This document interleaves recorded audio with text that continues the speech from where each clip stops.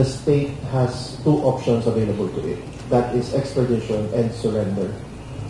So, to close the door on one option and just focus entirely on extradition is limiting the state's discretion under Section 17 of RA 9851.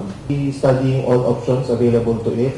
We are not closing the door on extradition or surrender per se. And until now, we have not seen nor received a copy of this ICC warrant of arrest. So, lahat to in the theory space pa lang tayo.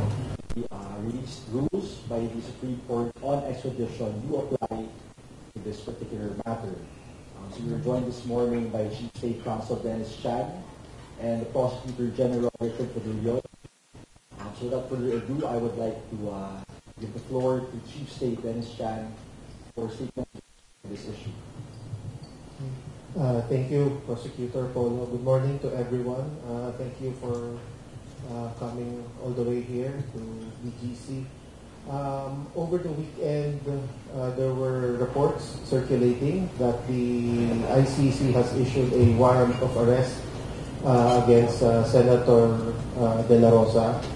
And it was mentioned that the process to be observed in implementing this warrant of arrest is through extradition. This now was related or connected to the recent issuance of the Supreme Court on the rules on extradition. So we are just here this morning to address and clarify any misconception that may be had on the matter, and that under RA 9851, the state has two options available to it. That is extradition and surrender. So, to close the door on one option and just focus entirely on extradition is limiting the state's discretion under Section 17 of RA 9851.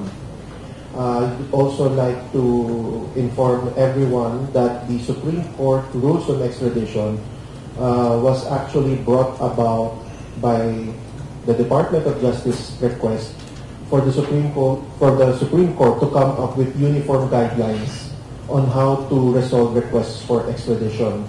This request was relayed to the Supreme Court sometime in the first or second quarter of 2023. And several meetings of a technical working group were conducted to deliberate and come up with the final draft of these rules on extradition. It just so happened that the rules came out at this point in time where all of these issues or controversy surrounding extradition is being discussed publicly. So, with that being said, I know you have more questions than you would want to listen to me. So I would just open the floor for questions. Maybe Polo, you can. So we will be accommodating few questions given the Chief State's time restriction.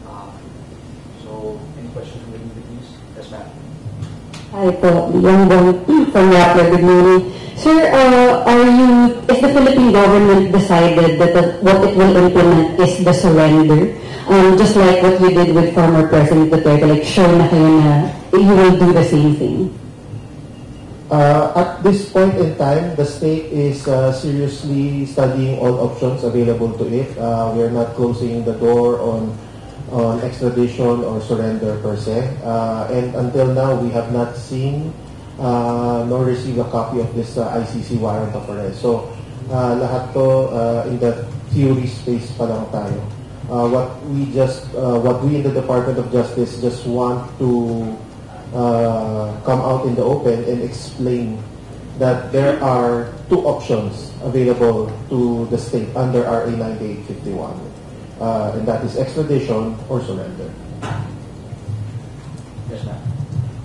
Sir, can you, I'm Sandra Aguinaldo from GMA7. Sir, can you clarify, are we saying that the arrest warrant is not yet confirmed. And also, sir, have you heard from Senator Bato, would surrender be in the works at the moment, sir?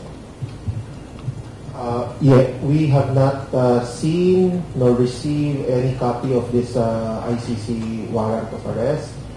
We are just reacting to what we heard over the weekend and what has been circulating online.